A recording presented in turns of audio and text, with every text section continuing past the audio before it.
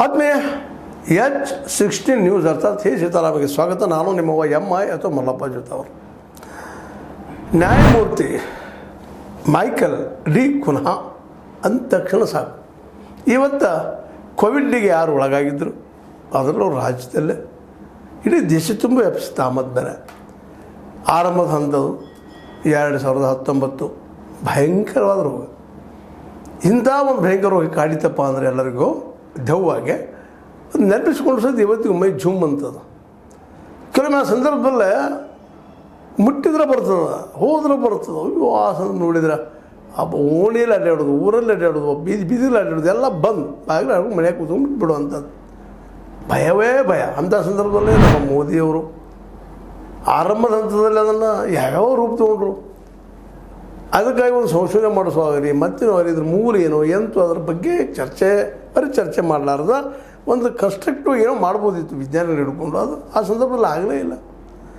ಆರಂಭ ಹಂತದಲ್ಲೇ ಈವನ್ ಅದು ಹಿಂದೂ ಮುಸ್ಲಿಮ್ ಸಹಿತ ಮಾಡೋ ಪ್ರಯತ್ನ ಮಾಡಿದ್ರು ಸಹಿತ ನಾವು ನೋಡಿದ್ದೀವಿ. ಅದನ್ನು ಎಷ್ಟು ತೀವ್ರ ಆಗಿತ್ತು ಅಂದ್ರೆ ಅದು ನೆನೆಸ್ಕೊಂಡು ನಮಗೆ ಬಂದದೇನು ಅನ್ನೋಂಥ ಒಂದು ಮಾನಸಿಕ ಸ್ಥಿತಿ ನಿರ್ಮಾಣ ಆಗಿತ್ತು.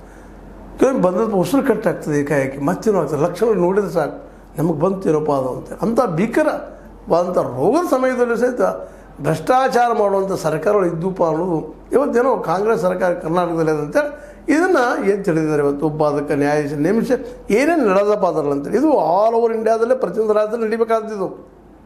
ದೆಹಲಿಯಲ್ಲಿ ಸಾಗರ ಜನ ತಿಳ್ಕೊಂಡ್ರಿ, ಪ್ರತಿಯೊಂದು ಕಡೆ ಜನ ತಿಳ್ಕೊಂಡು ಹೋದ್ರು. ಅದಕ್ಕೆ ಕಾರಣ ಯಾರು? ಮುಂದೆ ಆ ಸಂದರ್ಭ ಎಷ್ಟು ಖರ್ಚಾಯಿತು ನಮ್ಮ ಬಜೆಟ್ನಿಂದ, ದುಡ್ಡಿನಿಂದ ನಮ್ಮ ದುಡ್ಡು ಎಷ್ಟು ಹೋಯಿತು, ನಮ್ಮ ಈ ತೆರಿಗೆ ದುಡ್ಡು ನಿಜವಾಗಿ ಅದು ಪ್ರಾಪರಾಗಿ ಯೂಸ್ ಆಯ್ತಾ ಅಂತೇಳಿ ರಾಷ್ಟ್ರ ಮಟ್ಟದಲ್ಲಿ ಒಂದು ತನಿಖೆ ಆಗಬೇಕಾಗಿದ್ರೆ ಇದು ಸಣ್ಣದಲ್ಲ ಅನ್ಬೋದು. ಇವತ್ತು ಇಲ್ಲ ಮೋದಿಯವ್ರು ಇದು ಮಾಡಿದರು, ಆ ಔಷಧ ಕಂಡು ಹಿಡಿದು ಕಣ್ಣಿಂದ ಕಾರಣಕರ್ತರಾದ್ರು ಏನೆಲ್ಲ ಮಾತಾಡ್ಬೋದು ನಾವು. ಇವತ್ತು ದಾಟಿ ಬಂದಿದ್ದೀವಿ, ಅದು ಸಹಜವಾಗಿ ದಾಟಿ ಹೋಗ್ಯದದು. ಯಾರ ಪ್ರಯತ್ನ ಅನ್ನೋಕ್ಕಿಂತರೂ ಸಹಜವಾಗಿ ಮತ್ತು ಮನುಷ್ಯನ ವಿಲ್ ಪವರ್ದಿಂದ ಅದು ಶಕ್ತಿ ಕಡಿಮೆ ಹೋದ್ಮೇಲೆ ತಾನು ಹೋಗ್ಯದ ಆಮದು ಬೇರೆ.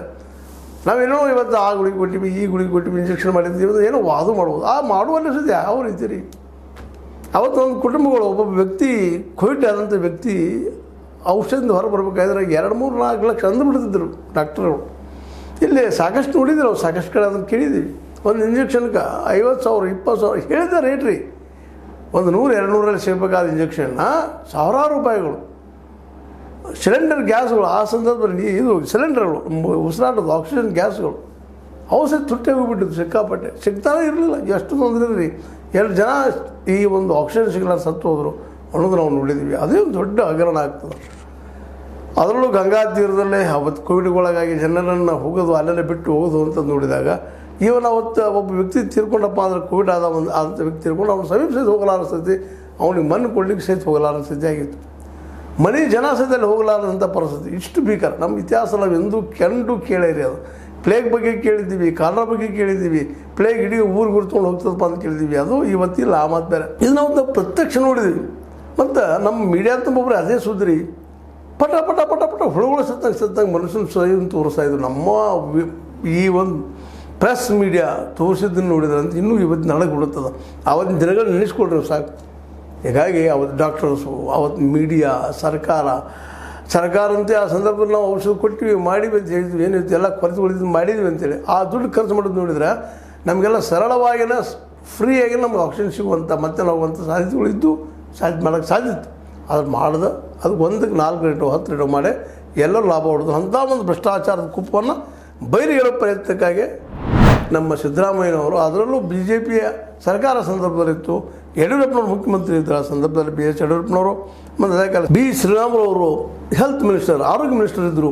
ದೊಡ್ಡ ಹಗರಣ ಹೋಯಿತು. ಇವರು ಯಾರ ಮಾತನ್ನು ಕೇಳಲಿಲ್ಲ, ಅಧಿಕಾರಿಗಳ ಮಾತನ್ನು ಕೇಳಲಿಲ್ಲ, ತಮ್ಮ ಮನಸ್ಸೂ ಇಚ್ಛೆ ಮಾಡಿದ್ರು ಅಂತೇಳಿ ವರದಿಗಳು ಇದ್ದ. ಆ ನೆಲೆಯಲ್ಲೇ ಸಾಕಷ್ಟು ಹಗರಣ ಆಗಿದ್ದ ನೆಲೆಯಲ್ಲೇ ಸಿದ್ದರಾಮಯ್ಯ ಸರ್ಕಾರ ಬಂದ ತಕ್ಷಣ ಮೊದಲು ಮಾಡಿದ ಕೆಲಸ ಈ ಒಂದು ಕೋವಿಡ್ದಾದ ಹಗರಣವನ್ನು ಜನರಿಗೆ ತಿಳಿಸ್ಬೇಕು ಅನ್ನೋ ನೆಲೆಯಲ್ಲೇ ನ್ಯಾಯಮೂರ್ತಿ ಮೈಕಲ್ ಡಿ ಕುನ್ಹಾ ಅವರ ನೇತೃತ್ವದಲ್ಲೇ ಒಂದು ವರದಿ ತಯಾರು ಮಾಡಪ್ಪ ಅಂತ ಹೇಳಿದರು. ಈಗಾಗಲೇ ಮೊದಲನೇ ವರದಿ, ಪ್ರಥಮ ಮಧ್ಯಂತರ ವರದಿ ಪ್ರಕಾರ 1,500 ಪುಟಗಳ ಒಂದು ದೊಡ್ಡ ಸಂಪುಟವನ್ನು ತಯಾರು ಮಾಡಿಕೊಟ್ರು. ಅದು ಇಚ್ಛೆ ನಡೆದ, ಅದ್ರ ವಿಮರ್ಶೆ ನಡೆದ, ಅದ್ರ ಏನಾಗಿದೆ ಕಂಡು ಹಿಡಿದ ಪ್ರಶ್ನೆ. ಯಾಕಂದ್ರೆ ಒಬ್ಬರು ಆರೋಪ ಮಾಡಬೇಕಾಗಿತ್ತಪ್ಪ ಅಂದ್ರೆ ಅದು ಸ್ಪಷ್ಟವಾದ ದಾಖಲೆಗಳು ಬೇಕಲ್ಲ, ಅದನ್ನು ಮಾಡುವಂಥ ಕೆಲಸವನ್ನು ಅದು ಮಾಡ್ತಾಯಿದೆ. ಈಗ ಮತ್ತೊಂದು 2ನೇದು ಬರ್ತಾಯಿದೆ, 1,808 ಪುಟಗಳ ವರದಿ.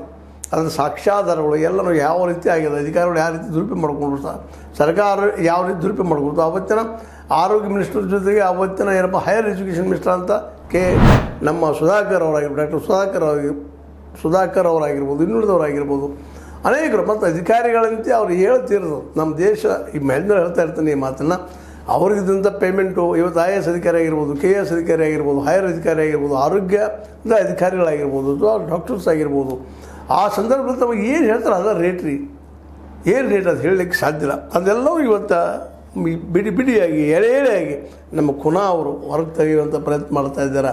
ಈಗಾಗಲೇ ಮೊದಲನೇ ಒಂದು ಏನಪ್ಪ ವರದಿ ಕೊಟ್ಟಿರು 1500, ಎರಡನೇದು 1808 ಪುಟಗಳ 7 ಸಂಪುಟಗಳದ್ದು. ಅದಕ್ಕೂ ಬೆಂಗಳೂರು ಸುತ್ತಮುತ್ತ, ಬೆಂಗಳೂರು ಜಿಲ್ಲೆ, ಬೆಂಗಳೂರು ಗ್ರಾಮಾಂತರ, ಇದೆಲ್ಲ ಸುತ್ತಮುತ್ತಲ ವರದಿಗಳ ಥರಲ್ಲಿ ದಾಖಲಾಗಿದ್ದಾವೆ. ಅದನ್ನು ಜನಕ್ಕೆ ತಿಳಿಬೇಕಾಗಿದೆ, ಎಲ್ಲರಿಗೂ ಕುತೂಹಲ ಆಗಿದೆ ಏನು ನಡೀತು ಆ ಸಂದರ್ಭದಲ್ಲಿ ಅಂತೇಳಿ.